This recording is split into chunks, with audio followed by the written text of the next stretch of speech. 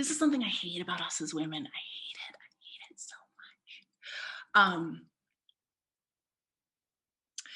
It's bad enough to be however old we are.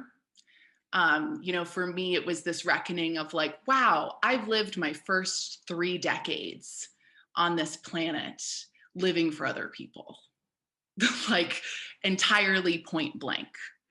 Like I spent the first 30 years of my life just trying to be this version of myself that I thought other people wanted. Wow. Like it's hard enough to have that awakening without then the next thought being the shame voice of, that's so embarrassing and bad about you. Like, you're so like fucked up and like, that's so messed up that you've been living in this way. And I want to have like a really nasty internalized shame voice that just like, you're trying to like grow and expand and evolve. And there's this part of you that's just like, as you're doing it, just being like, oh, and you're still not enough and you're still not enough, even in your efforts to expand and evolve. And it's just like, my God, can we cut ourselves some slack?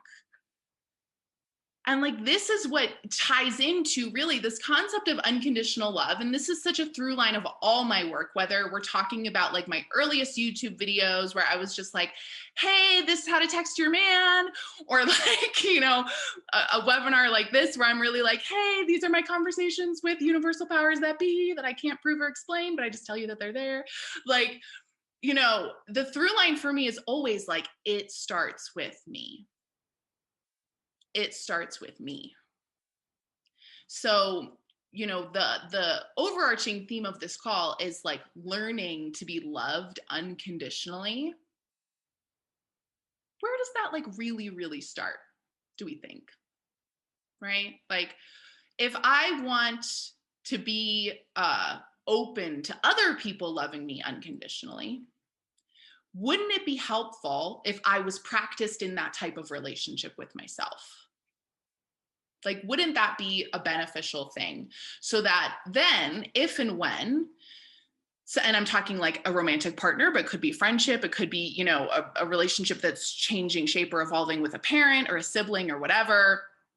If I am not well practiced in the art of unconditional love and like receiving myself and accepting myself exactly as I am, then if someone wants to enter the picture and love on me and cherish me and worship me and tell me I'm amazing and just like support me and like fawn on me and this, all of this stuff that like, that we think we really, really want. But then I can tell you from working with hundreds of women over the years, like you can start to get a taste of that and you realize, whoa, I'm not primed for this shit. Like